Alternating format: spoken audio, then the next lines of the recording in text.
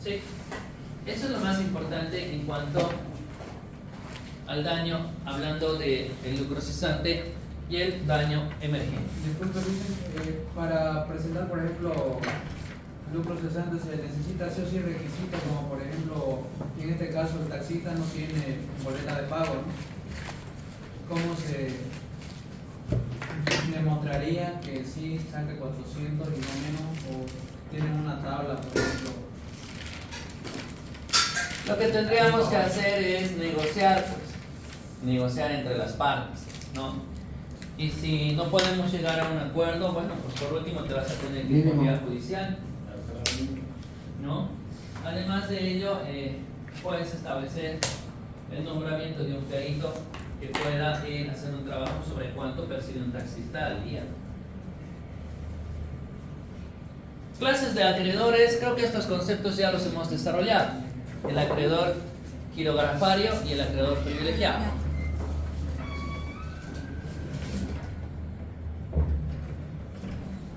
La acción oblicua o subrogatoria y la acción pauliana o revocatoria.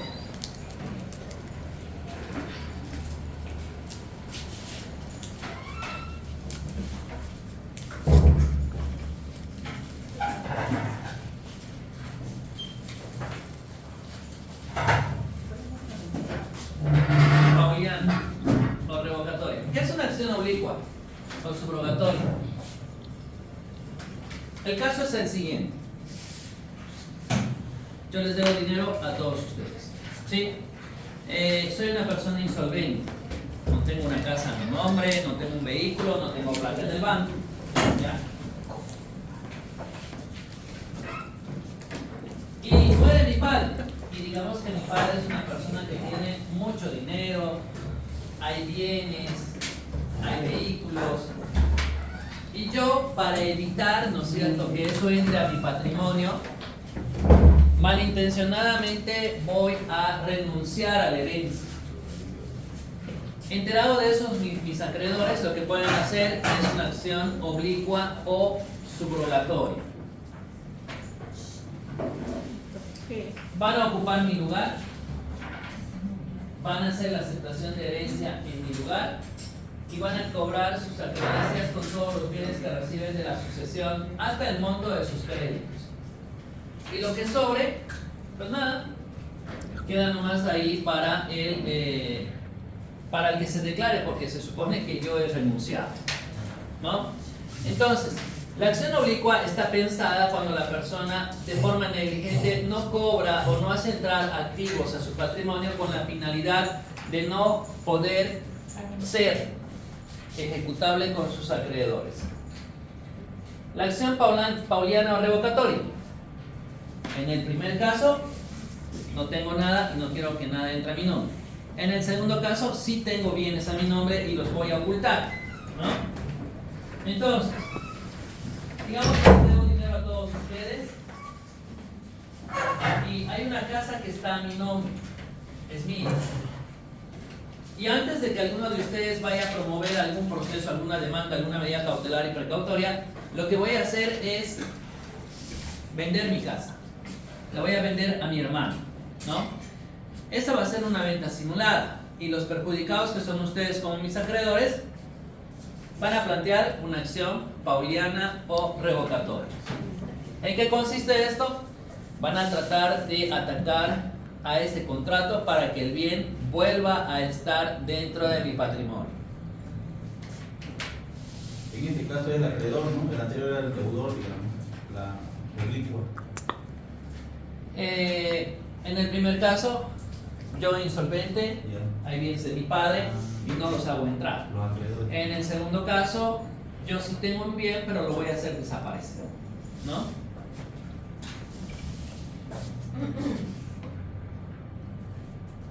Ay Dios, recién lo mira 4. Seguro. Bueno, esto que está aquí son las formas de extinción de las obligaciones, que solamente las vamos a señalar. El pago y el cumplimiento obviamente es una forma de extinción de la obligación. ¿Qué es la novación La novación es un cambio en el contrato original y por eso se entiende que es una forma de extinguir también la obligación. Es el mismo contrato donde de repente yo agarro y le incremento el plazo, ¿no? Le amplío el plazo. Eso es una novación. Es una modificación en el vínculo jurídico en la obligación. Como una renovación también llamado. Sí, una renovación, un incremento de interés o quitar el interés, colocar una garantía específica. Cualquier cambio que hagas en la obligación, eso es una novación. La compensación es cuando, por ejemplo, Vivi me prestó $10,000 para 6 meses y de repente ella tiene una urgencia, una necesidad y me pide prestado, no me pide que le devuelva, me pide prestado $1,000. Entonces, en algún momento en el que ambos quedemos en inejecución o qué sé yo, o ella me quiera cobrar o viceversa, esos montos pueden compensarse. ¿Qué quiere decir eso? Que cuando ella me pida la devolución de, ¿cuánto me prestó? 10,000. De los 10,000, yo voy a poder hacer una compensación, le voy a decir, no te olvides que yo te presté 1,000, entonces ahora te debo 9,000, ¿no? Eso es la compensación, es una excepción que está ahí en el proceso ejecutivo. La confusión, cuando el acreedor y el deudor se convierten en la misma persona, ¿no? En el ejemplo con Vivi, digamos que ambos éramos solteros y qué sé yo, éramos solamente amigos conocidos, por eso nos hicimos el favor de prestarnos y qué sé yo, y de repente el préstamo era para 5 años y en 2 años aparecemos casados, ¿no? Entonces eso es la confusión, donde el acreedor y el deudor se convierten en una sola persona y la obligación también se extingue. Ay, no, ma. Pues sí. Saca la plata que le prestamos. Ya no le va a pagar. Ya no le va a pagar. Se aprovechó de ahora. La remisión o condonación. La remisión o condonación es pues cuando el acreedor decide perdonarte la deuda.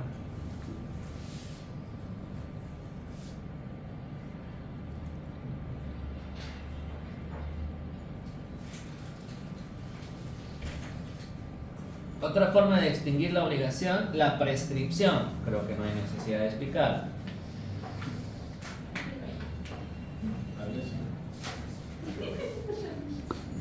Otra forma de extinguir la obligación, una imposibilidad sobreviniente. Hay dos clases de imposibilidades. Hay una imposibilidad absoluta y hay una imposibilidad relativa. Absoluta. Hay una pareja que se va a casar y se va a casar, digamos, recién el año 2020 en el mes de abril.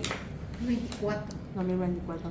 Ustedes escuchen el ejemplo, dije 2020 recién se van a casar, ¿no? Ellos se enamoran ya hace bastante tiempo y han buscado un buen local al cual ya le han anticipado pues $1,000, ¿no? Como seña. Y bueno, justamente cuando está llegando el día del matrimonio, pum, llega la pandemia y estamos todos en cuarentena rígida, ¿no? Ese contrato tenía penalidades, tenía arras, qué sé yo. Pero como estamos en cuarentena rígida, evidentemente el local no nos va a dar los espacios correspondientes porque está total y completamente prohibido el juntar a personas y además la libre circulación, ¿no? Entonces, ¿ese es un problema del local? No, ese es un problema general, absoluto. Ni ese local ni ningún otro está brindando los servicios, por lo tanto ahí no hay responsabilidad. El dinero que yo di me devuelve. No es que se lo quedan ni me devuelven el doble, ¿sí? No, aunque hayan penalidades, no hay responsabilidad porque es una imposibilidad absoluta. ¿Qué sería una imposibilidad relativa? Que en la despedida de soltero le haya sido fiel, le haya sido infiel a su futura esposa y lo han encontrado y bueno, pues ella rompe el compromiso. Al local no le importa. Los $1,000 que has dado los vas a perder porque estaba en seña, ¿no? Estaba en arras. Ahí sí hay responsabilidad. Eso es una imposibilidad relativa, o que el local, por ejemplo, haya cruzado 2 eventos para la misma fecha, ¿no? Que es igual algo bastante común. Se entiende que ahí también hay responsabilidad, ¿no? Entonces sí habrá que pagar los daños y perjuicios.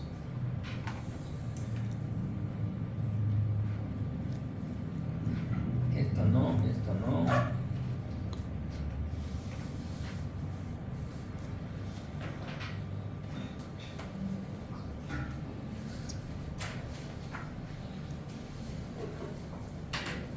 Son temas muy bonitos, pero la pregunta es, ¿les voy a preguntar en el examen? No. Y la pregunta es también en el examen de grado puede ser. No, yo al menos no.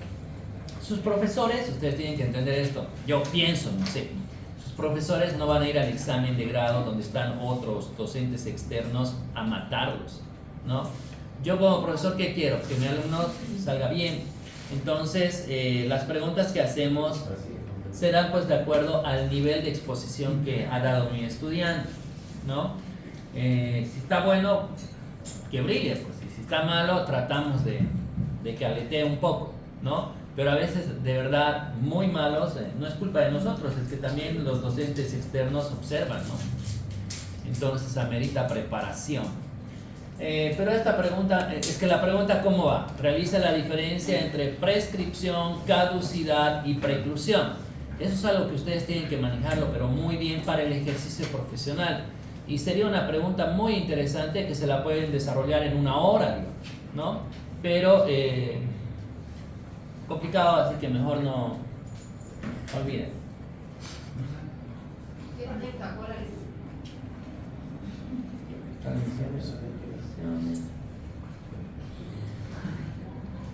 Bien, esto sí, estamos hablando acá de la sustitución de los sujetos en la obligación. A veces vamos a sustituir al acreedor y otras veces vamos a sustituir al deudor.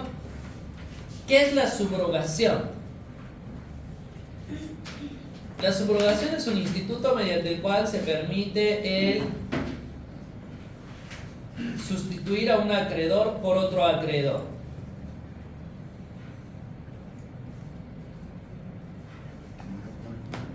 En la subrogación se da la posibilidad de sustituir a un acreedor por otro acreedor. Se entiende que la subrogación tiene que ser consentida por el deudor.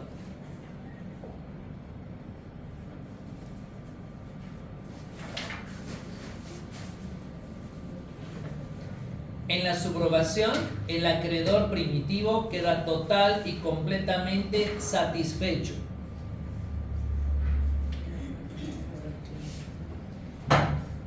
Y en la subrogación,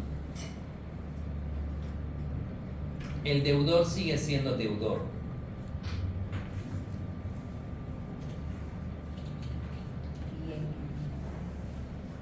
Ejemplo. Creo que lo entendí. A ver. Por ejemplo, yo le debo a usted $5.000 y usted le debe $6.000 a Marisabel. Entonces, usted solamente le paga los $2.000 a Marisabel y deja de que yo, los $5.000 que le debía a usted, se los pague directamente a ella. No, eso es un pago con subrogación. Lo que ustedes identifican es un pago con subrogación. Pero en realidad la subrogación es esta. Digamos que usted le debe $5.000 a Yesenia, ¿no? Que usted la conoce, sabe que es una niña decente, que se ve su amiga, ¿no? Ya, digamos que ese es el día. Entonces, ahora, resulta que hay otra persona que está obsesionada con usted, ¿no? Entonces, lo que va a hacer es venir y pagar la deuda por usted, ¿no? Como que diga fecho, digamos, venga y le diga a Yesenia, oye, ¿cuánto te debe después ¿no? Me debe $5.000, toma, te pago. Y ahora él va a ser su acreedor, ¿no? Esa es una subrogación. Así somos pobres. Entonces, eso es una subrogación. La subrogación en sí, ¿a qué te da a entender?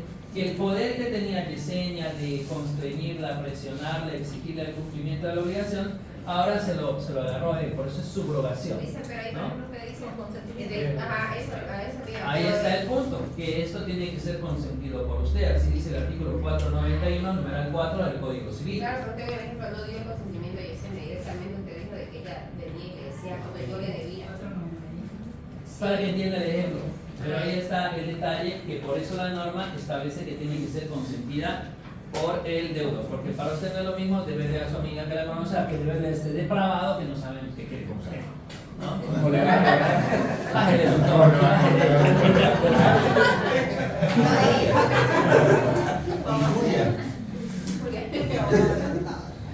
Estos institutos no están muy claros en nuestra norma, vienen del derecho francés y no se olviden que es la copia de la copia mal traducida de la copia de la copia. Hablamos del código francés de 1804, hablamos del código italiano de 1942, de ahí viene el argentino, de ahí viene el boliviano, 1831, ¿no es cierto? Entonces, todo un problema.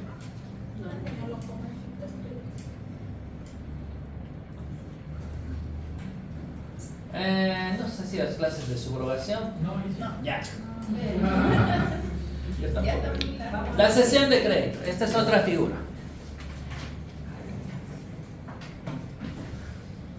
En la cesión de crédito también lo que se da es una sustitución de un acreedor por otro acreedor, pero el deudor sigue siendo deudor. Digo, un acreedor por otro acreedor también. Sí. Es lo mismo, ¿no? No se olviden que aquí había una acreedora y es sustituido por otro acreedor en la subrogación. Y en la cesión de créditos también, pero tiene diferencias.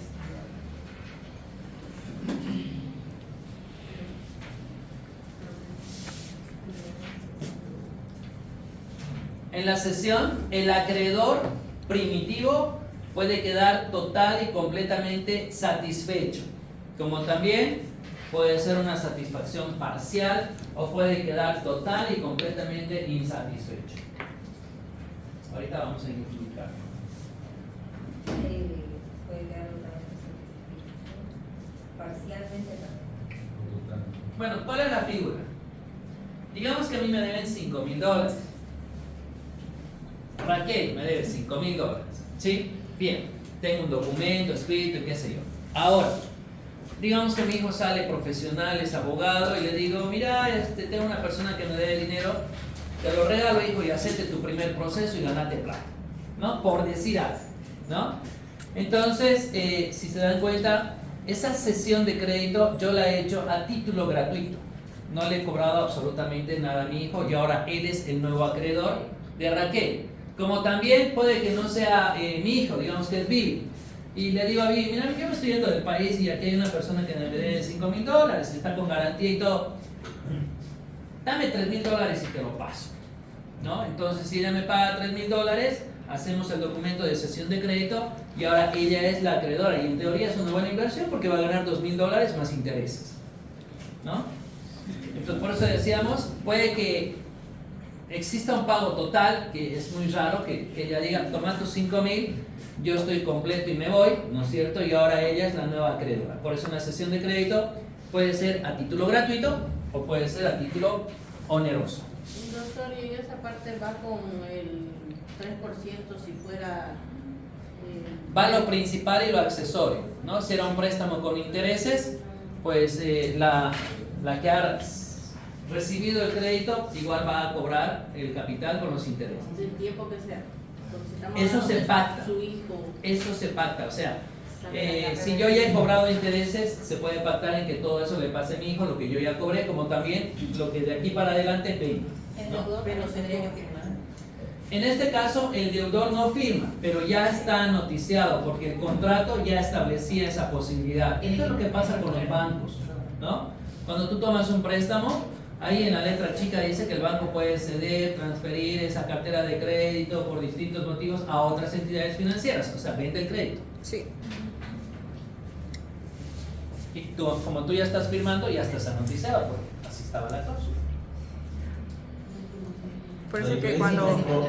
La diferencia con subrogación, que sería parcial o total. Oneroso también.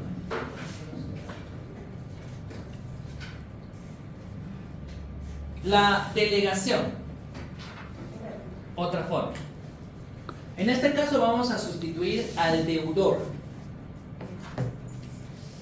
La delegación.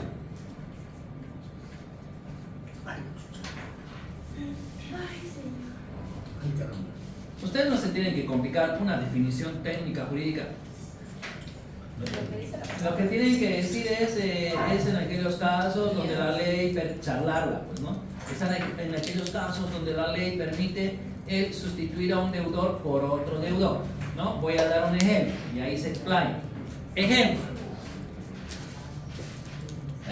Digamos que soy abogado, bueno, en la vida real sí soy, ¿no? Digamos que soy abogado y voy a tomar un caso por $5,000 y ya he hecho el cobro del 50%. Y de repente, ¡pum!, me convierto en funcionario público. Entonces, no puedo ya llevar adelante procesos judiciales. Sí. ¿Qué hago con mi cliente? Le digo a mi cliente, mire, le voy a presentar a una colega, se llama Raquel Callata, es de mi taco, ¿no es cierto? Es bien preparada, yo respondo por ella. Yo quiero que entienda la situación, ahora ella va a llevar el proceso, por supuesto, si usted está de acuerdo, ¿no? Entonces, en la delegación, el deudor que está haciendo, está delegando a otra persona, ¿no? Puede que yo sea responsable subsidiariamente con ella, o puede que yo ya esté total y completamente fuera del mapa y sea ya solamente Raquel y la cliente, ¿sí? Eso es la delegación. Pero generalmente solamente cambian la firma y están llevando el proceso. Qué barbaridad, Dios Sí. mío santo.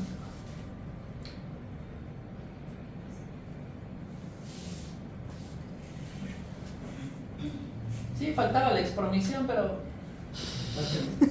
no lo preguntamos. Y esto nunca lo preguntamos, así que aquí acabamos civil 3. El cuadrito. El cuadrito. El cuadrito es todo un desafío, no sabría cómo hacerle un cuadrito en obligaciones. Un contrato. Elemento.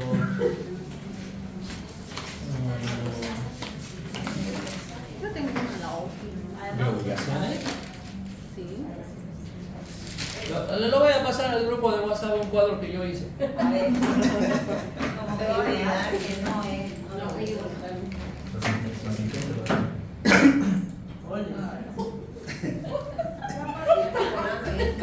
¿Qué color? Marisabel, limpiese. Papel higiénico, por favor. Allá a la esquina, por favor. Los 300 afuera, por favor. Somos exagerados. Bien parado. Oye, ya me estás olvidando. Tengo una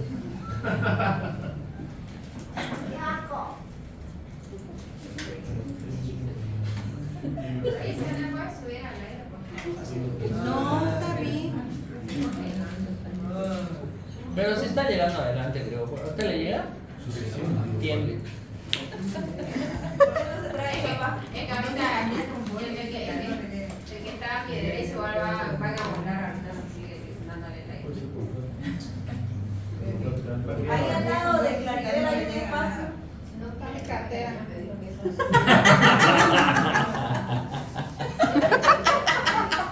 Qué mala está de Donde tienen que estudiar son las diapositivas. Huele a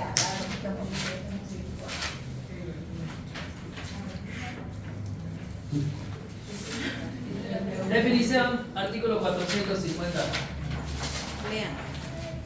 400. Está aquí.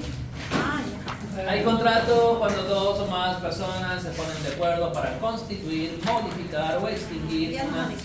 relación jurídica. Es cierto. Clasificación de los contratos. Olvidaremos la función social y económica.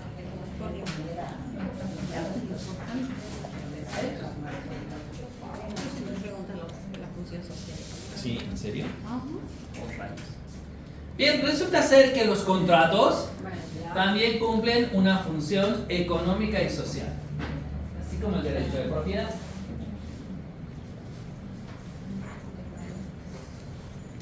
Cuando hablamos de los contratos, tiene que ver con la importancia que tiene la materia de Civil 3, o sea, el mundo de las obligaciones.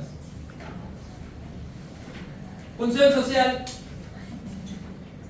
Permite el satisfacer todas aquellas necesidades que tenemos todos nosotros como personas que vivimos dentro de una determinada sociedad. El satisfacer las necesidades que tienen las personas. Salud, educación, vestimenta. Económica. Es aquella que permite el movimiento y la hermenéutica en la economía, a título de evolución también. El movimiento, la hermenéutica en la economía, a título de evolución también. Clasificación de los contratos. ¿Cómo se clasifican los contratos? Por un lado están aquellos que son denominados contratos unilaterales.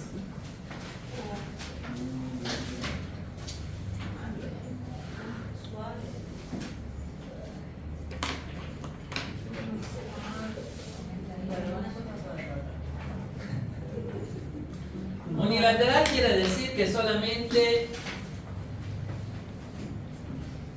una sola de las partes asume una obligación. ¿Así como otra cosa? ¿Sí? Ejemplo, la donación. Puede ser el mandato, ¿no? Aunque el Código Civil presume que es oneroso, pero puede ser también rápido. Mandato.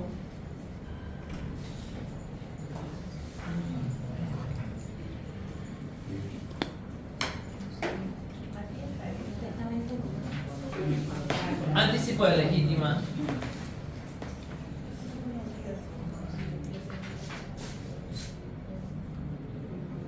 Bilaterales.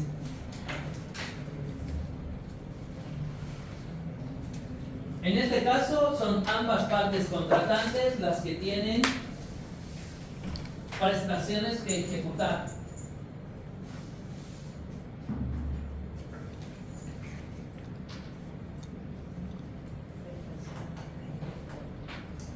La mayoría de los contratos son contratos bilaterales. Compra-venta, permuta, arrendamiento, antícresis, contrato de trabajo. Plurilaterales. Sí. Compra-venta, permuta, arrendamiento, antícresis.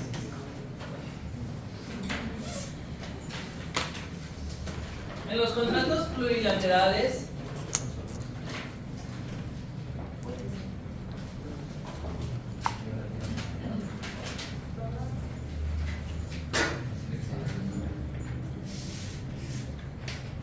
el concepto nos desvía un poco de número de prestaciones que hay, pero bueno, según ellos dice ya no es tan cualitativa sino más bien cuantitativa. Aquí lo que ocurre es lo siguiente: podemos hablar de un contrato de leasing,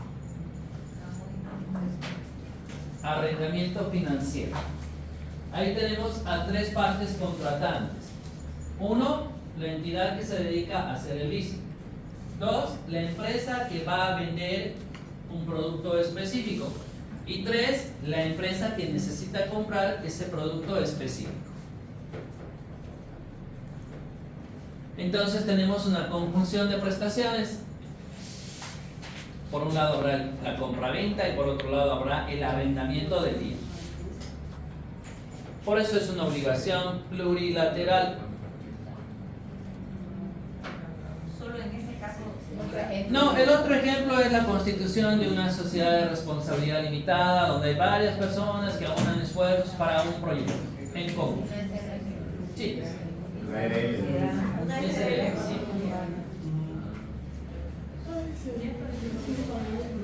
Tenemos contratos principales y tenemos contratos accesorios.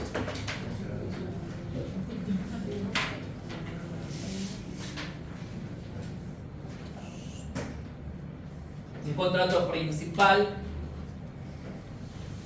será aquel que es suficiente en sí mismo.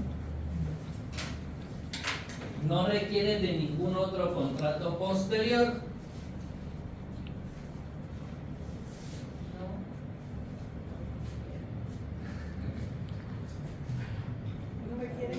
Otro posterior.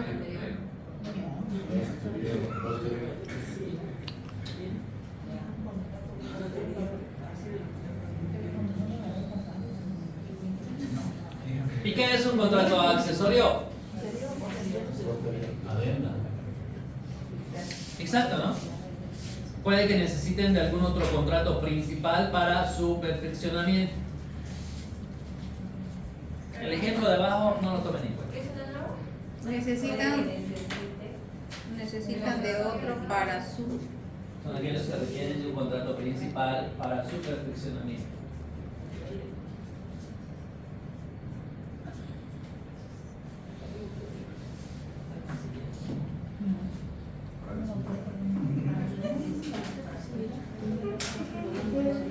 Para su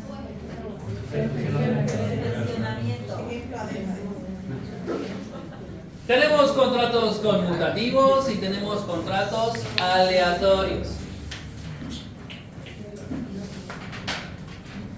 Un contrato conmutativo es cuando yo conozco con perfección cuáles son las prestaciones que debo cumplir yo y la parte contraria.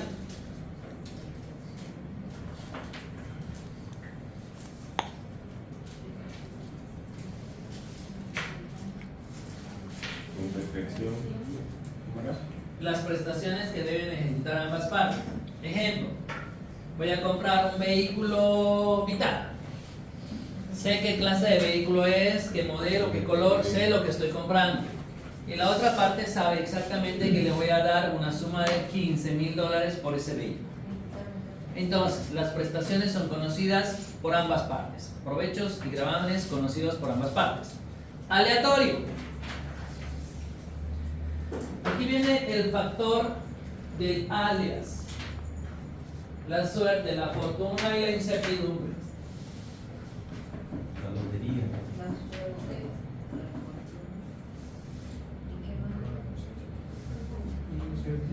El Vendetio Spay, la compra-venta de la esperanza mediante qué? La lotería, como dice muy bien su compañero. ¿Ha estudiado?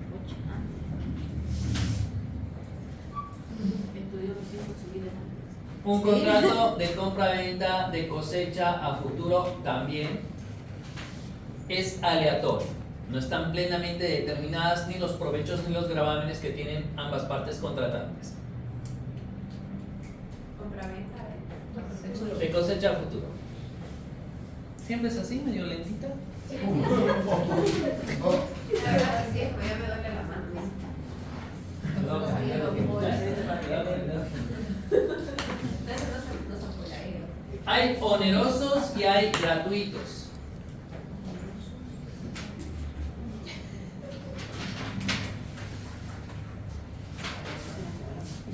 ¿Qué quiere decir esto?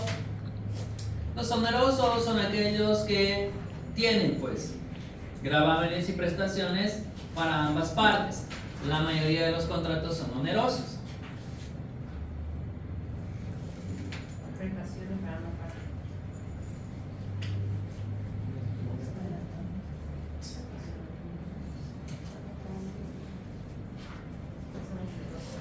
Y los contratos a título gratuito, lo mismo que los unilaterales, ¿no? Constituyen solamente obligaciones y gravámenes a una sola de las partes.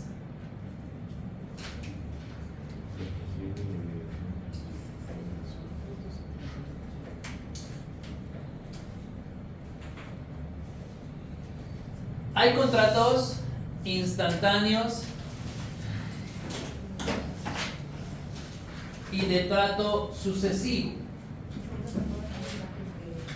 Como verán, es su tesis y antítesis, ¿no? Hay bifrontalidad entre ellos.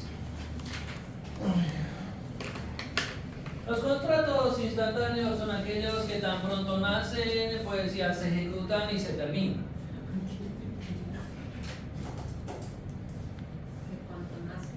En cuanto nacen, se ejecutan y terminan.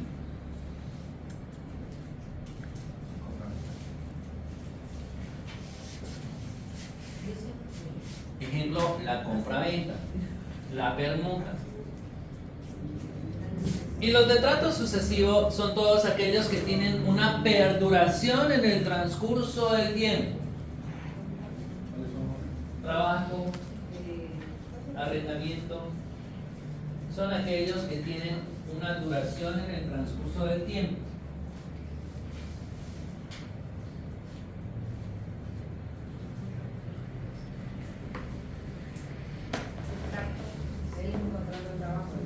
Sí, puede ser trabajo, puede ser arrendamiento, puede ser antícresis, puede ser préstamo con intereses.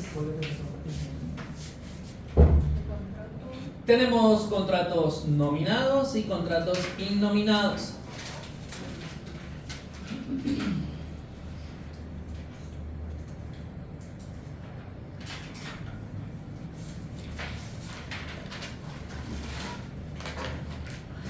Nominados son todos aquellos que se encuentran descritos, desarrollados y contenidos en la norma.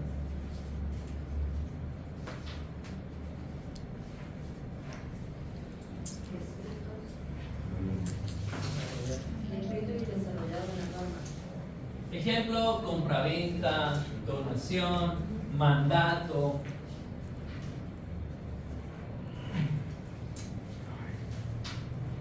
Arrendamiento. Los innominados, lo contrario. Todos aquellos que no se encuentran desarrollados, descritos ni contenidos en la norma. Ejemplo, estacionamiento, garaje. ¿Podrían entrar el tema de la franquicia, por ejemplo? Eso está en el Código de Comercio, sería un contrato nominado. Si es que está en el Código de Comercio. Y si no está, pues sí. ¿Cuáles son los ejemplos?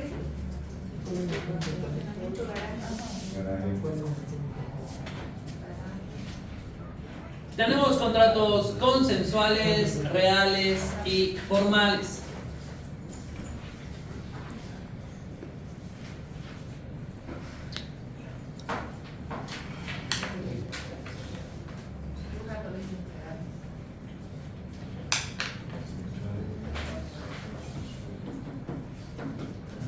Consensuales, todos aquellos que se perfeccionan con el simple consentimiento.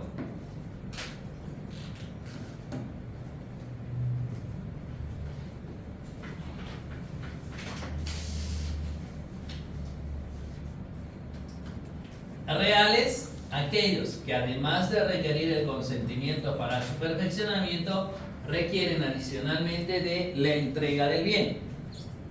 Y Además del consentimiento, requieren la entrega del bien.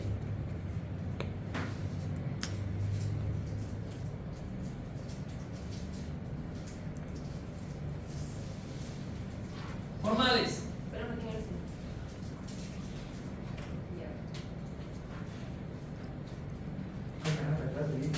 Aquellos, además de ser consensuales reales, que tienen un requisito de forma establecido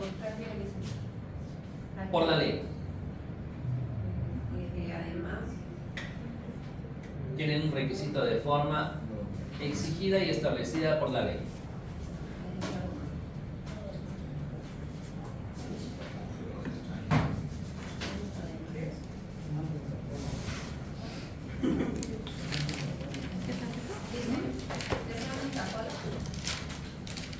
¿Por qué quiere darme un Inca-Cola? ¿En serio? ¿Me vas a sobornar con un Inca-Cola? Oh, por Dios santo. Con ese soborno ya está aprobada. Aprobada para el repechaje. Tenemos contratos de adhesión y de libre discusión, conocidos también como paritarios.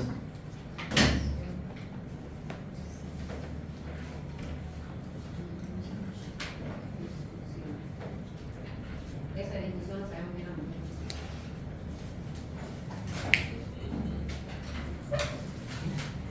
Un contrato de adhesión es es aquel que ya está elaborado en su integridad por una sola de las partes.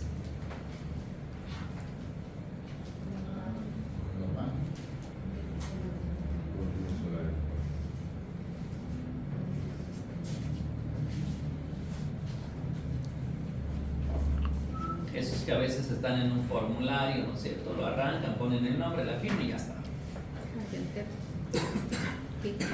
Y los de libre discusión o paritarios son aquellos donde ambas partes se sientan, negocian y lo construyen y lo discuten juntos. Libre discusión.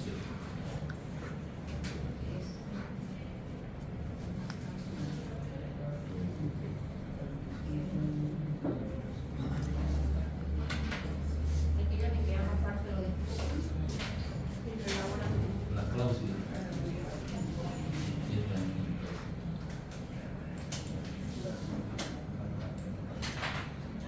Entonces, la pregunta va a decir así.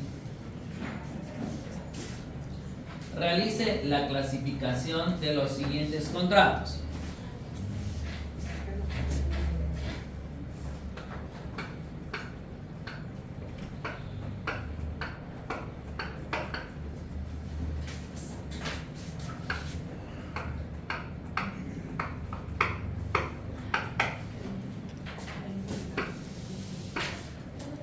¿Qué pasa con la compraventa? Tengo que decir todo lo que hemos desarrollado, lo tengo que decir acá, ¿no? Por ejemplo, diré que esta es bilateral, diré que esta es onerosa, diré que esta es conmutativa, diré que esta es consensual, de ejecución inmediata, de libre discusión. Oneroso. Ya está. ¿Qué nos falta? ¿Nos falta algo? Creo que no. ¿Qué pasa con la donación? La donación es unilateral. La donación es a título gratuito. La donación es consensual y formal.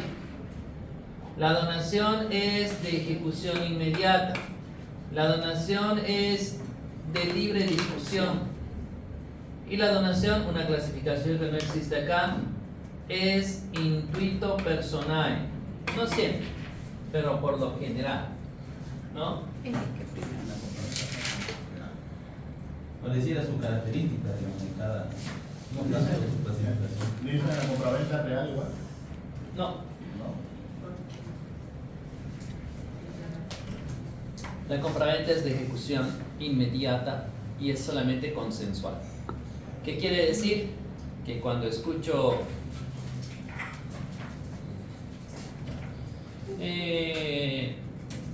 lo vendo mi celular en $20, ¿quién quiere? Y digamos que usted dice, profe, yo lo compro.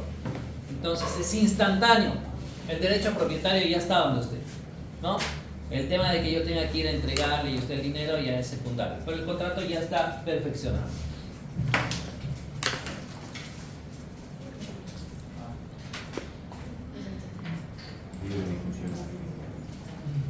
¿Y esos compraventa dicen cuando son tipo préstamo con garantía de una compraventa?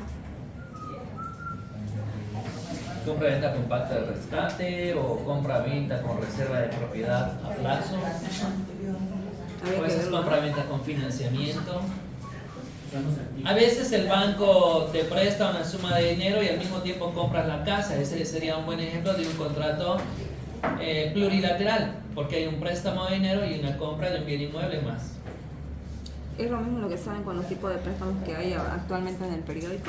Se presta dinero por bien inmueble y te hacen No, firmar. ese es un préstamo con garantía hipotecaria, ¿no? Presto dinero con garantía hipotecaria al 3%. Son personas que tienen plata y prestan plata, pero con una garantía específica. Pero cuando es compra y venta en medio, Eso se llama pacto comisorio, ¿no? Artículo 1340 del Código Civil. Ese es nulo en nuestro país, pero tienes que probar la existencia de que es un pacto comisorio, ¿no? Eso ya es para otros cursos. Eso se avanza en el semestre. No aquí. Lastimosamente. Si no, ya debíamos haber avanzado. Lo hemos avanzado. Con seguridad que lo hemos avanzado. Como lo estamos avanzando hoy con los chicos de Civil 3. Me tocó virtual. Porque eso es pandemia. Sí, fue en pandemia. Requisitos de formación del contrato.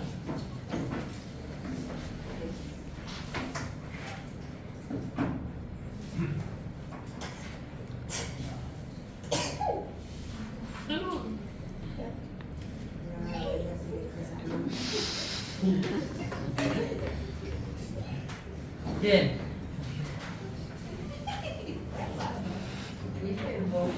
La mayoría de los autores establece que son 4 los requisitos de formación del contrato: consentimiento, objeto, causa y forma. Vamos con el consentimiento. ¿Qué es el consentimiento?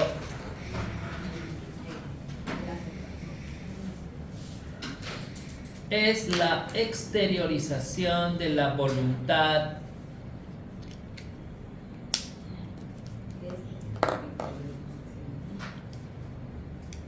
de una de las partes contratantes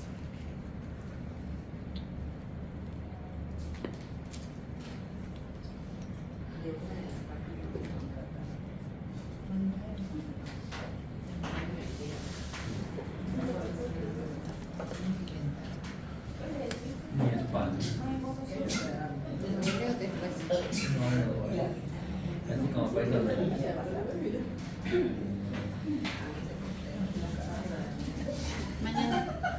Voy a dar con la moto, para que me false. Bien, el consentimiento puede ser expreso. Bueno, el consentimiento tiene 2 elementos: la oferta y la aceptación. ¿Tiene 2 qué? ¿Lo qué? El consentimiento tiene 2 elementos: la oferta y la aceptación. Oferta y aceptación. Ya pues seamos serios, se va a enojar luego. Sí, por favor. La aceptación, clases, puede ser expresa o puede ser tácita. ¿Qué es la aceptación?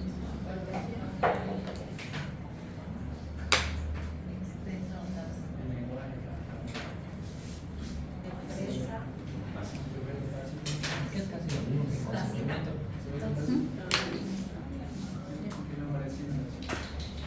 ¿Qué es una aceptación expresa? Es como cuando van y se casan y dicen sí, acepto, así. ¿No? Puede ser verbal, puede ser escrita o también por signos inequívocos. Eso también es una aceptación expresa. Como se ve en la televisión, digamos que yo soy un martillero, estamos subastando un cuadro y ustedes tienen unas paletitas, ¿no? ¿Quién da 1000? Y suficiente con levantar la manito. Eso también es expreso. ¿Qué es tácito? Una aceptación tácita es aquella que se presume por ciertos hechos o actos.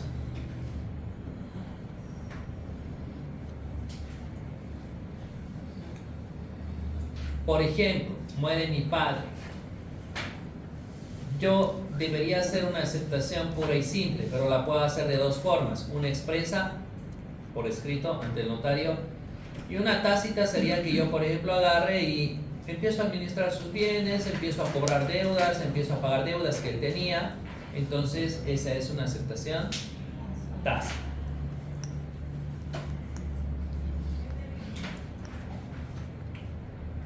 La oferta. Seguimos con los elementos del consentimiento. ¿Qué es la oferta?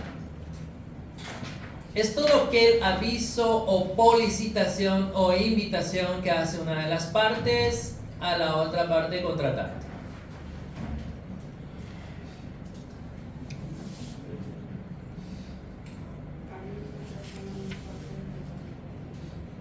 Al igual que la aceptación, tenemos la oferta expresa y la oferta tácita.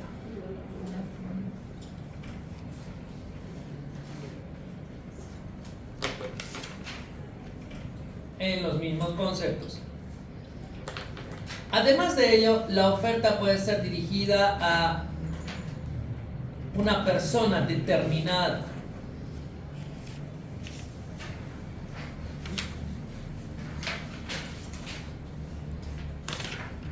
Ejemplo, una invitación de trabajo.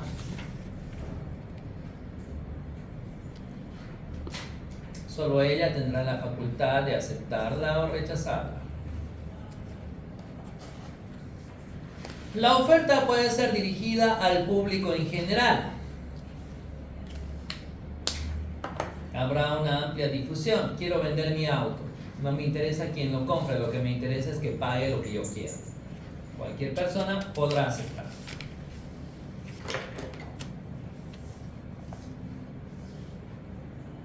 Modalidades de oferta. Tenemos lo que es la licitación pública.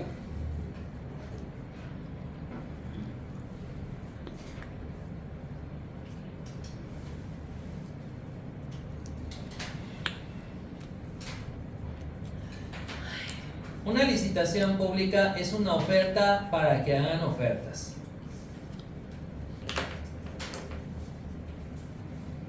Todo aquel que quiera adjudicarse el proyecto va a presentar pues propuestas, ¿no? Y la mejor oferta pues seguramente es la que se va a adjudicar.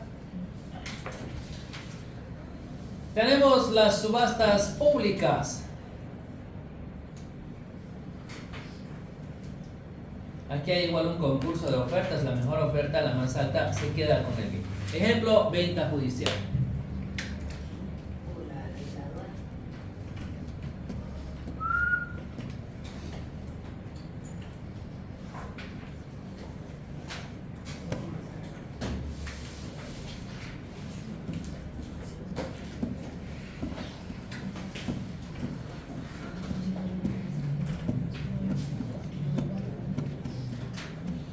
Estamos en el consentimiento.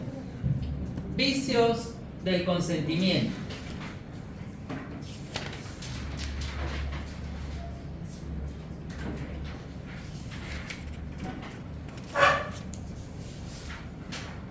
El error. Tenemos tres vicios, ¿no? Error, dolo, violencia.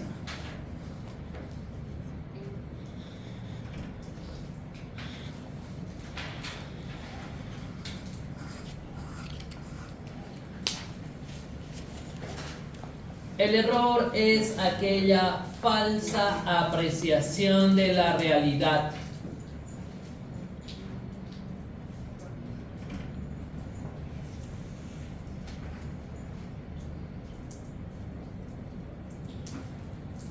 Es creer aquello que es verdadero como falso o creer lo falso como verdadero.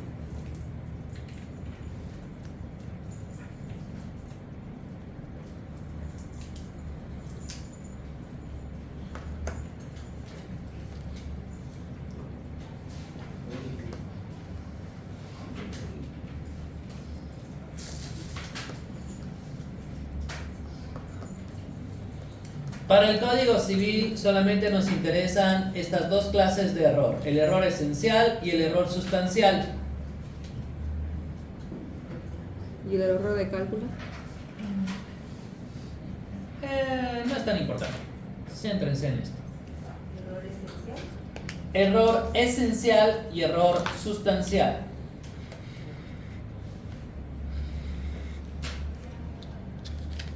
El error esencial recae sobre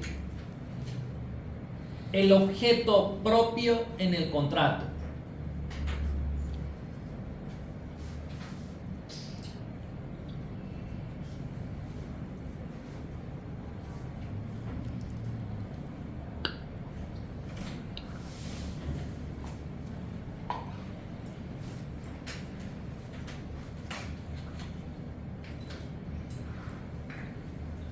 Recae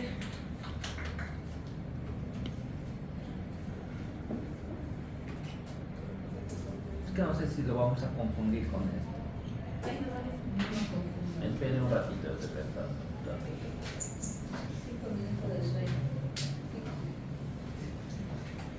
Recae sobre la identidad de la cosa. El esencial. Primero en el objeto propio en el contrato y luego en la identidad de la cosa. Ahorita damos ejemplo. Ejemplo del primero. El uno piensa que va a tomar en anticrético y el otro piensa, no, al revés. El propietario lo ofrece en anticrético y el otro piensa que lo va a comprar. Es que a veces ponen inmuebles en anticrético en precios muy altos, ¿no? Entonces el propietario está ofreciendo en anticrético y el que lo está por tomar cree que está comprando la casa. Ese es un error en el objeto propio en el contrato, es decir, en la naturaleza jurídica, es decir, en el dar, hacer o no hacer. El error en la identidad en el objeto es pensar que yo estoy comprando una casa sobre la plaza 24 de septiembre, pero en realidad estoy comprando una casa a 5 cuadras de la plaza 24 de septiembre sobre la calle 24 de septiembre.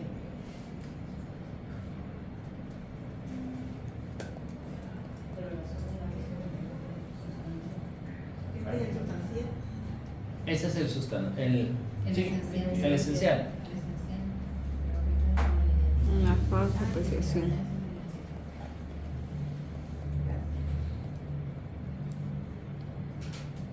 Vamos con el sustancial. Este recae sobre el objeto cosa en el contrato.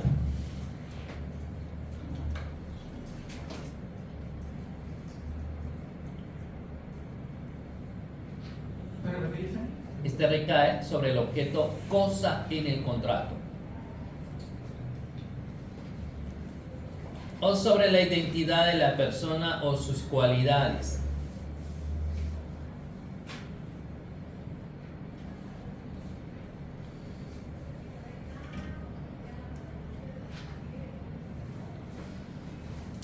Ejemplo, pienso que voy a comprar una casa de material de primera y resulta que es material de cuarta. O pienso que estoy comprando unas joyas de oro, pero en realidad solamente están Bañadas. bañadas en oro.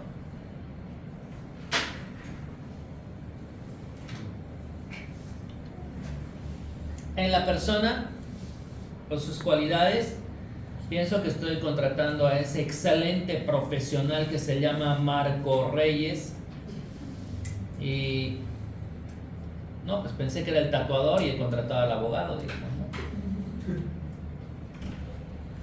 O pienso que estoy contratando al abogado civilista cuando en realidad es el penalista.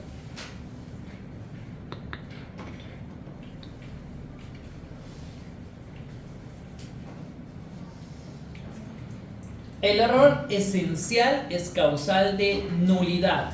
El error sustancial es causal de anulabilidad. ¿Causal de qué? ¿La esencial? Esencial de nulidad, substancial de anulabilidad.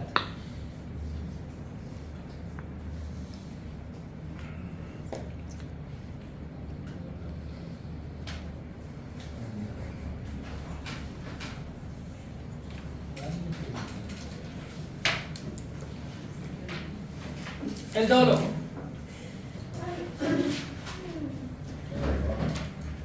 No dije el dolor, dije el dolo.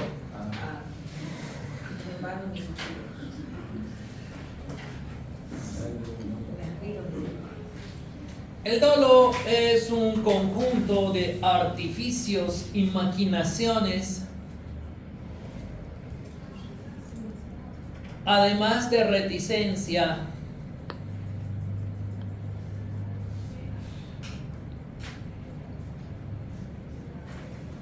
que puede ser generada por una de las partes contratantes o un tercero.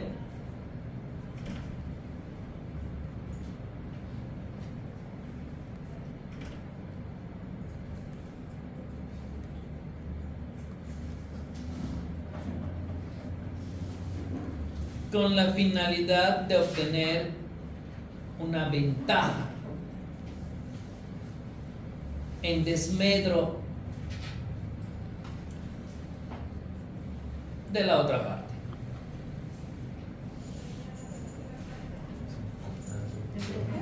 desmedro.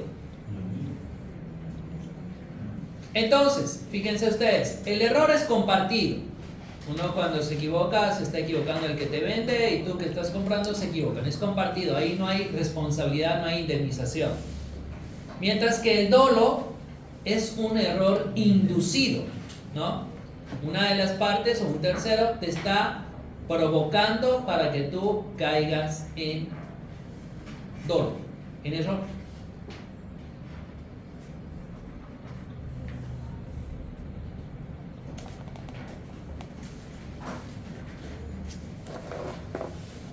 Ejemplo, tenía una colega muy jovencita con la cual yo compartía oficina, era mi ex alumna de la Domingo Sabio. Se vinieron dos a abrir oficina conmigo y una de ellas me dice, quiero vender un iPhone 4. Sí, 4. O sea, es manera de que y yo de los iPhones no conocía nada, así que me lo trae y le digo, ¿cuánto vale? 800 bolivianos, digo. Creo que son caros estos celulares. Y es original, le digo. Y ella me dice, no sé, le dieron a mi esposo por una deuda. Entonces por el monto y por el precio, y como yo no conocía el equipo, le digo, yo voy a hacer ver con un primo que conoce todos estos celulares, y si está todo bien, pues te lo compro, y si no, te lo devuelvo, le digo. Ahora, ¿dónde existiría el error? Si verdaderamente ella desconoce o no si es original o no, y yo lo compro como original. El error es espontáneo, es compartido. ¿Dónde habría dolo? Que ella sabe con perfección que es original y no me está diciendo la verdadera información. ¿No? Claro que es una réplica. Por receptación. No era receptación. Receptación es vender algo robado. Algo robado. Comprar algo robado. El dolo. Existe el dolus malus y el dolus bonus, o sea, el dolo bueno y el dolo malo.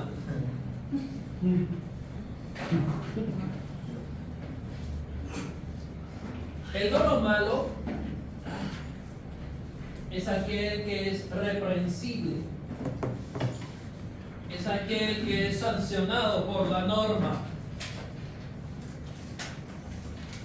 a título de delito privado, pero no es delito. Aunque para el delito, claro, entra, ¿no? Todo lo culpa que sea.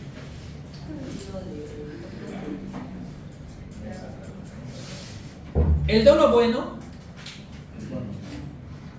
ese sí es tolerado por las normas jurídicas, no es sancionable y se le atribuye a la buena verba que pueda tener una persona para vender un producto. Esa buena garganta. Engaño. No hay, ¿no? Una persona que te encaja un producto y te la dibuja bien, no te está engañando. Por decir algo, el celular en otras tiendas al que quieres comprar vale 3,000 pesos y en esa vale 3,500 y te la charla, pues probablemente digo que es una tienda responsable con más de 15 años de funcionamiento, que tiene una garantía real, esta garantía no le va a dar y estos son homologados, aquellos no son homologados. Aquellos dotes de un buen vendedor. El dolo malo acarrea anulabilidad. El dolo bueno no acarrea absolutamente nada.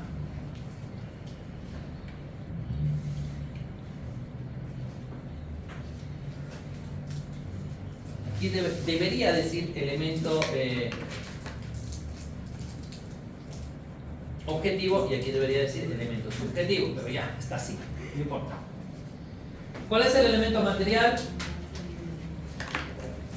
Todo ese conjunto de artificios y maquinaciones externas que han sido utilizadas y empleadas para engañar.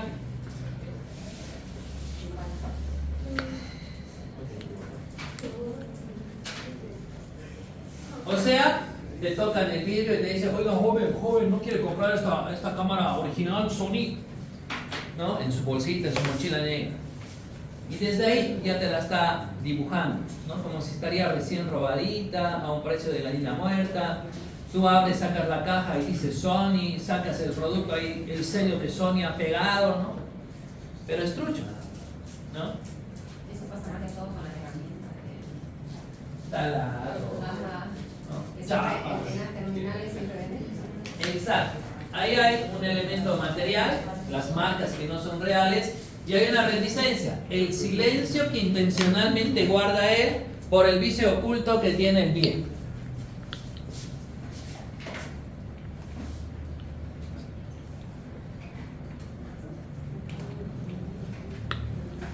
La violencia.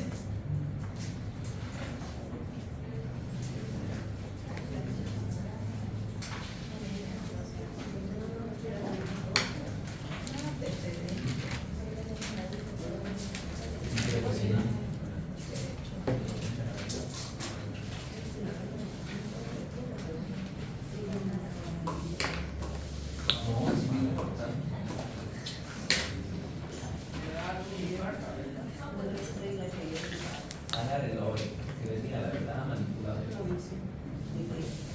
Sí, bien lo está llevando. Usted es la que dice cómo no sabe en qué sigue. Es que ahora es importantísimo. Ahora es que no hay la plataforma ya como antes.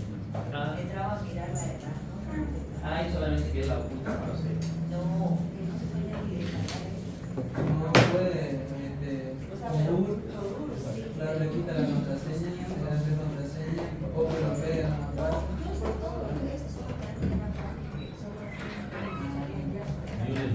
Bueno, antes se consideraba que como los contratos tenían un montón de formalidades y requisitos, pues la violencia no existía. Ahora, como los contratos han perdido toda esa formalidad, pues se cree que sí, la violencia puede llegar a existir. Clases de violencia. Por un lado tenemos la violencia física y por otro lado la violencia moral.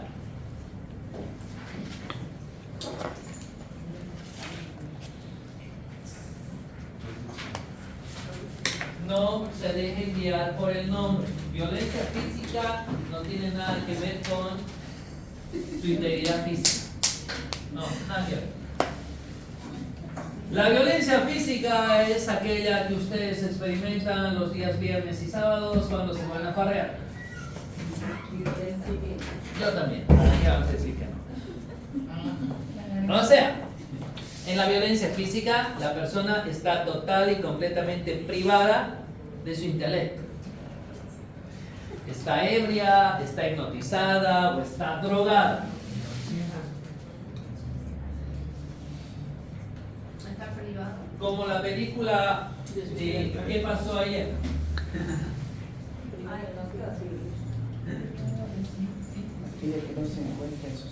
Y la violencia moral es aquella donde la persona puede que haya sido torturada, amenazada, agredida, pero al momento de firmar o dar su consentimiento, él está perfectamente consciente de las consecuencias de ese consentimiento. La persona que da la hora. O la persona que se sube. La persona que está emitiendo su consentimiento. Yo le digo, tortúrame. No, pues, o sea, yo quiero comprar su casa, ¿no? Y usted no la quiere vender, entonces yo la amenazo, quizás le hago secuestrar al marido, la hago divorciar, y usted otra vez vengo con el documento y le digo firma. Y usted está consciente, sabe las consecuencias y está firmando. Ah, ya. ¿Ya? Algunos contratos sin presión alguna. ¿Se conoce? Ver que Está mejorando el aire, saque el aire ahí. ¿No le parece suficiente tortura al aire acondicionado? sí. Ahora, la violencia, estas clases de violencia solamente existen para la doctrina. Esta violencia física es causal de nulidad y la violencia moral es causal de anulabilidad.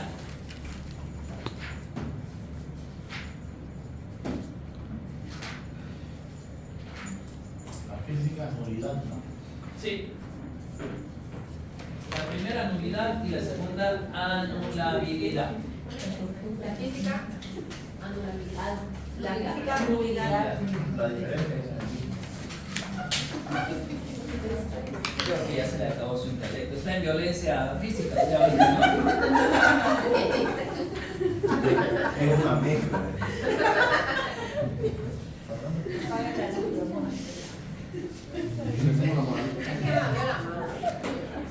Está tan cansada que cuando dice apague la luz, no creo que nadie se pelee, se acaba durmiendo. No, pero si quiere, apague y probemos. Para el Código Civil no existe esto. Para el Código Civil solamente es violencia y es causal de anulabilidad. No se calmar. No existe el amor.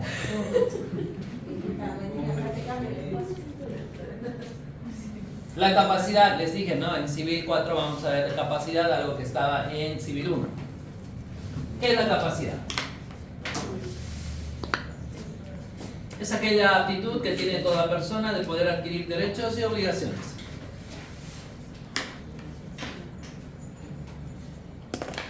Al final todos los conceptos se parecen. Si tú das el concepto de persona, es casi idéntico. Todo ser o ente que es capaz de adquirir derechos y obligaciones.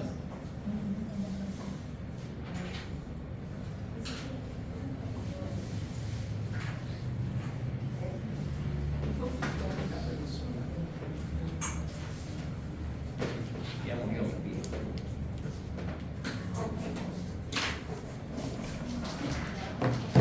Clases de capacidad. Por un lado tenemos a la capacidad jurídica, por otro lado a la capacidad de obrar.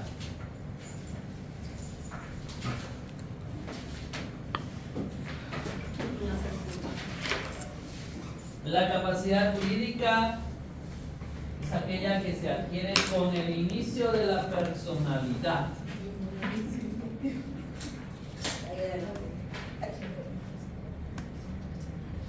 Esta capacidad jurídica nos va a acompañar hasta la muerte.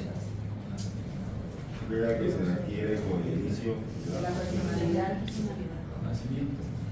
Es. Concepción. No, con el nacimiento. Clases de incapacidad jurídica. Por un lado tenemos la incapacidad total. Incapacidad jurídica total.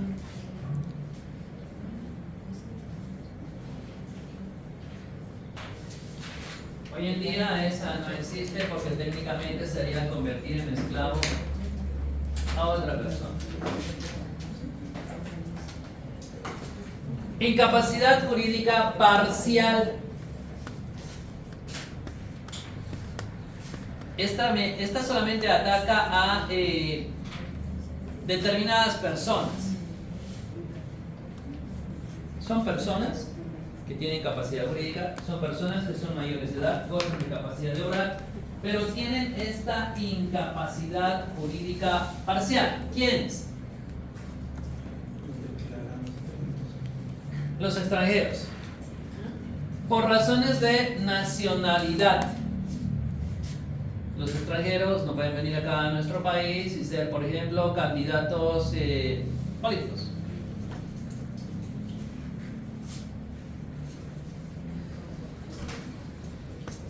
Hermanos sueñan con Nayib, entonces.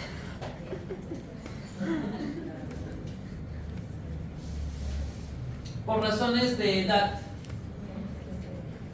Hombres y mujeres hoy en día deben contar mínimamente con 16 años para poder contraer nupcias.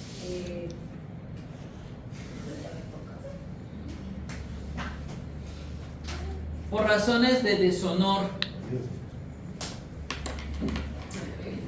Causales de indignidad o desheredación. Cuando un heredero forzoso no puede concurrir a la sucesión.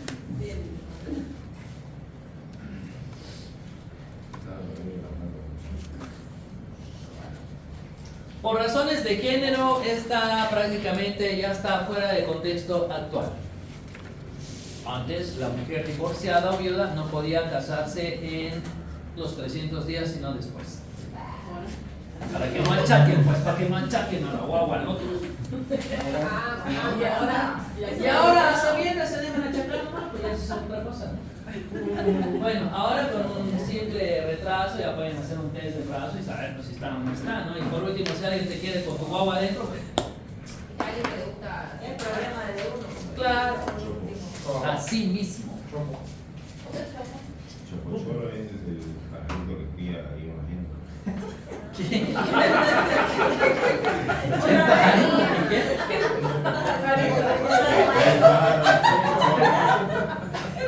Está venido él llega ahí y cría los hijos con la pajarita. Por eso ahora se le dice a los padres chopochoro. Chopochoro. Búscalo Chopocholo. Ahora pregunten cuántos son chopocholos aquí. Chopocholos. Usted dígame. Legalmente uno. Ilegalmente varios. Usted no sabe, ¿eh? Bien, incapacidad jurídica relativa.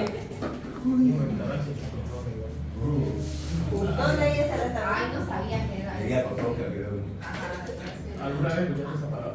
No, Yo la había escuchado, pero no sabía que Por eso Ya pues no desperdicien la capacidad de almacenamiento del celular, Ay, por favor. perdón, yo le decía mamá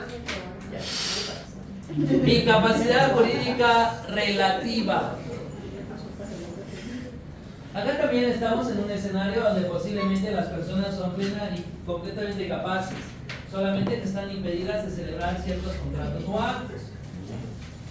Ejemplo, artículo 591, está prohibida la realización de contratos de compra-venta entre cónyuges. Que yo a Marisabel no le puedo vender mi moto, digo. ¿Por qué no? Porque es mi esposa. ¿Por qué no? ¿Qué se notó? Marisabel, cómprele y así se quedó sin moto. En algún momento me ha tocado ver minutas donde venden la acción al cónyuge. Ah, eso es diferente, ¿no? Porque estamos hablando de supuestamente un bien propio, ¿no? No, hablamos de una acción de sociedad anónima, de responsabilidad limitada, que ahí medio que la acción va más individualizada, ¿no? No lo meten como ganancial, curioso. El 592. Y a los hombres que se le dicen Por favor, ya, esas cosas duelen. yo estoy chocochora, ¿listo? Me gusta autolatirarse. Échate sal, Deja el vieja. pajarito en paz. Eso no se puede. Piensen en el papá de Raquel, por favor, silencio, gracias. Perdón, Raquel, ya prometo que Bueno, también tenemos todos aquellos que aparecen en el 592. Los primeros tres, causal de nulidad. Los posteriores tres, causal de anulabilidad. ¿De quiénes estamos hablando? Funcionarios públicos, administradores, jueces. ¿Cuáles son los otros tres? Los abogados, los cónyuges y no sé quién más. ¿Alguien quiere leer el 592, por favor? Sí, código sí. Ya, provisiones especiales de compra. 92.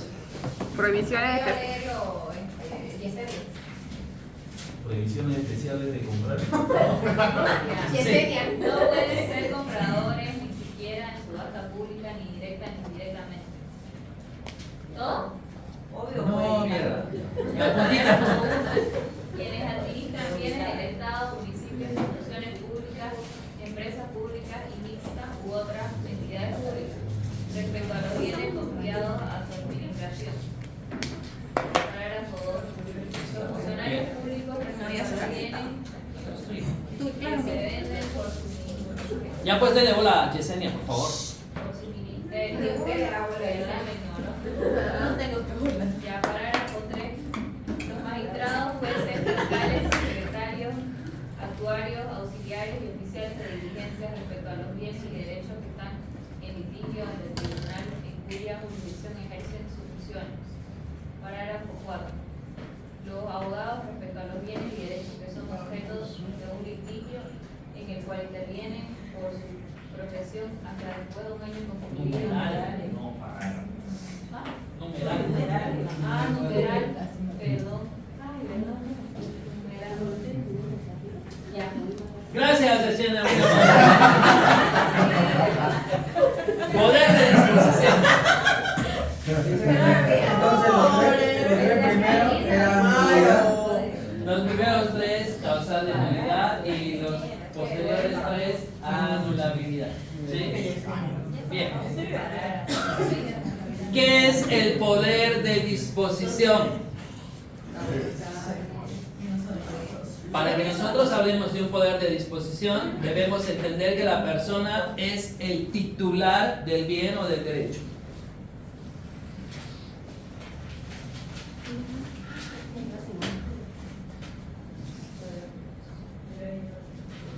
Por lo tanto, como titular podrá hacer la mejor disposición que él vea conveniente.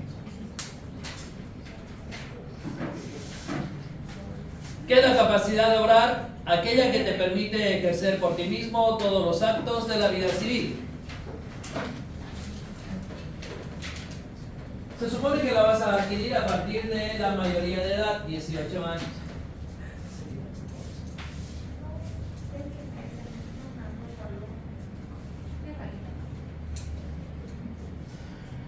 ¿Qué es una incapacidad de obrar total?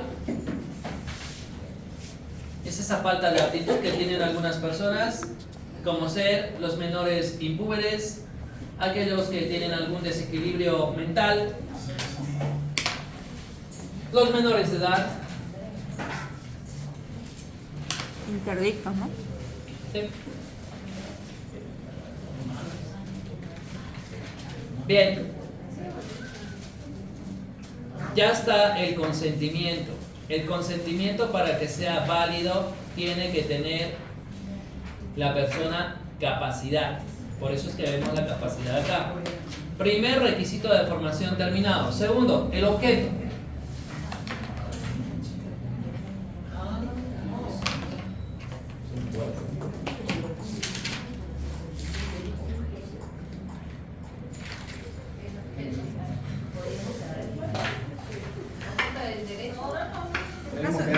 Después de la violencia. Estos eran los vicios del consentimiento. Y de ahí hemos terminado el consentimiento y sus vicios del consentimiento. Y hemos visto la capacidad, ¿no? Que para que el consentimiento sea válido, tú tienes que gozar de capacidad. ¿Qué pasa con el objeto? Aquí está el propietario, vendedor.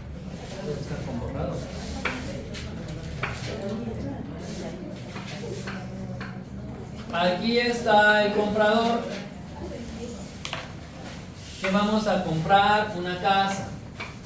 ¿Mediante qué? La celebración de un contrato de compra-venta. Saca para mi casa. La cosa. Entonces, decíamos, ¿cuál es el objeto del contrato? La transferencia del derecho propietario que está aquí a aquí. ¿Cuál es el objeto cosa en el contrato? La casa es la cosa.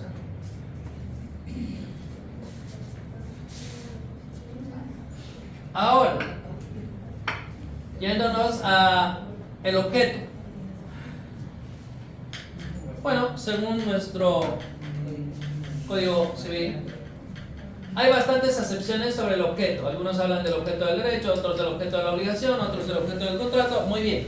Algunos dicen, por ejemplo, como Planiot, que el contrato no tiene objeto. Pero lo que sí, el contrato genera obligación. Y que la obligación sí tiene un objeto, que sería el deber de prestación. Entonces, como el contrato es una fuente de obligación, por ese elipsis vamos a considerar que el objeto en el contrato sería la prestación debida. ¿Cuál es la prestación debida? Ese dar, hacer o no hacer.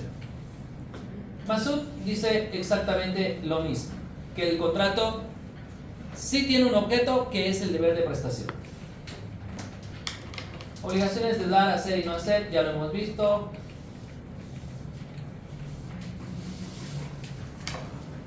La causa. Otro requisito de formación, que también lo hemos visto cuando veíamos obligaciones. Decíamos, existe la causa en la obligación que siempre va a ser idéntico, desde comprar un lápiz a una residencia de $500,000, ¿no? Denominada como la causa en el negocio jurídico, el elemento técnico de equidad, de contraprestación, es el fin inmediato. Y por otro lado está la causa del contrato, que siempre va a ser diferente, aunque hablemos del mismo contrato, del mismo bien. Todos comprar un vehículo, ¿no? El mismo vehículo, un Suzuki Swift. Algunos comprarán para negocio, otros para la venta, otros para hacerlo trabajar, otros para regalar, otros para sus hijos, uso particular, etc. ¿No? Entonces siempre va a ser diferente, es el fin mediato.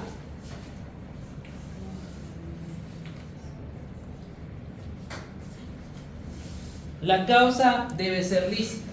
Si la causa es ilícita, pues prácticamente el contrato va a ser sancionado con nulidad.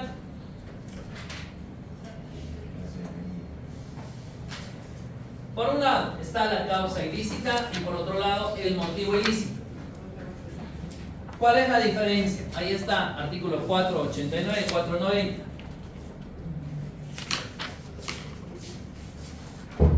Léanlo. ¿Quién nos da la diferencia? Nadie lo peleó. Aquí, Ah, perdón. nadie lo peleó. Causa ilícita. 489. La causa es ilícita cuando es contraria al orden público o a las buenas costumbres o cuando el contrato es un medio para eludir la aplicación de una norma imperativa. ¿Motivo ilícito? Motivo ilícito. El contrato es ilícito cuando el motivo que determina la voluntad de ambos contratantes es contrario al orden público o a las buenas costumbres. ¿Y cuál es la diferencia de una causa ilícita con un motivo ilícito? Una es de orden público con costumbres y la otra es con voluntad. No. Aquí es donde entra la causa en la obligación y la causa en el contrato. Causa en la obligación. Por ejemplo, voy a comprar un arma de grueso calibre. Eso está prohibido por la ley. Ese contrato de compra-venta para todos nosotros, menos uno, es total y completamente prohibido, ¿no? Entonces, esa es una causa ilícita porque estoy haciendo un contrato que no debería hacerse. ¿Qué es el motivo ilícito? El fin mediato que le voy a dar al arma. Si yo utilizo el arma con fines de protección, bueno, habré cometido causa ilícita, pero no motivo ilícito. Pero si yo compro el arma para delinquir, asaltar, ¿no es cierto? He cometido causa ilícita y he cometido motivo ilícito. Causa en la obligación. Sí. Causa. En el contrato. Pero casi nadie pone, ¿no? La causa, o sea, nadie dice para uso personal o para uso. Lo voy a usar para mi familia. Ahora, imagínense que estoy comprando un arma para asaltar el Banco Unión el día lunes a las 10. No, poner un vehículo, digamos, nadie le pone, digamos, en el contrato, va a ser Yo me quería para. comprar una Uso personal. y era una- No, pues lo que pasa es que el Código Civil, en su artículo 520, presume la buena fe en la celebración de los contratos, ¿no? Y que nosotros, si celebramos contratos, es con el afán de cooperarnos, ayudarnos, y no con el fin de perjudicar a nadie. La forma. Ya hemos dicho que la forma es otro requisito de formación en el contrato. Es decir, cuando la ley establece ciertos requisitos para la validez del contrato. Acá vemos esto más y nos vamos. Lo que pasa es que los contratos pueden ser verbales o pueden ser escritos. ¿Ok? ¿Un contrato de compra-venta será verbal o escrito? Escrito. Muy bien, ahora ¿cómo van a comprar esa gaseosa? ¿Cómo van a comprar el café? ¿Necesitan un abogado y necesitan llevar el documento de compra-venta escrito? No, Vamos a verbal. hacer plata porque el único abogado que está aquí soy yo por ahora. 100 pesos por contrato. La compra-venta, hemos dicho que se perfecciona con el simple consentimiento, por regla general. ¿Habrá una compra-venta con un requisito de forma? Sí. ¿Cuándo?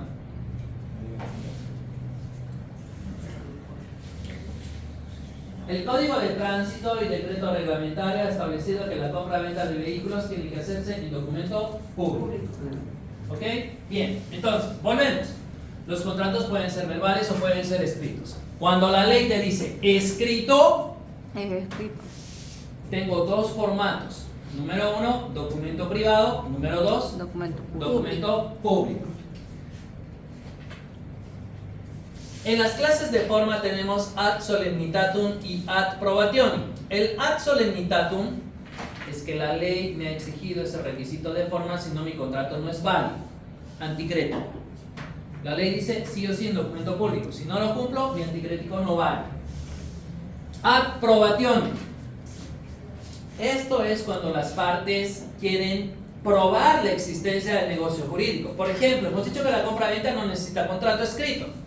Voy a ir a la feria del Chiriguano o de la computadora y le voy a comprar a mi hijo una computadora que vale $8,000. Ay, esa computadora yo me quedé opa ahí. No, solamente compramos la de 7,500, ¿no, Marcelo? Boliviano. Boliviano.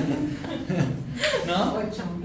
$8,000. Ahí estaba la máquina en exposición. Y yo me quedé. ¿Para qué vamos? Ese rato yo haciendo número casi 3 petas, dije, ¿no?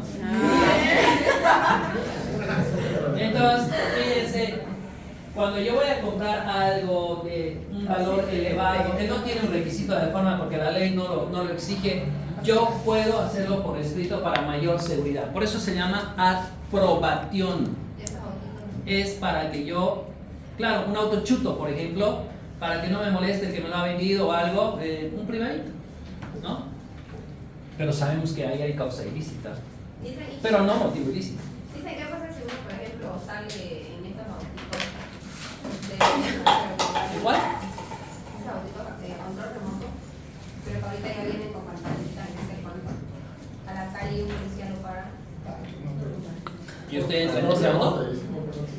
¿O es el juguete de su hijo? No entiendo, me perdí. Los autos eléctricos chiquititos. No, esos autos pequeños ya tienen placa de circulación. Tienen autorización, se supone que están impulsando a la producción boliviana. En Cochabamba los hacen. María Isabel, Jorge Alexander.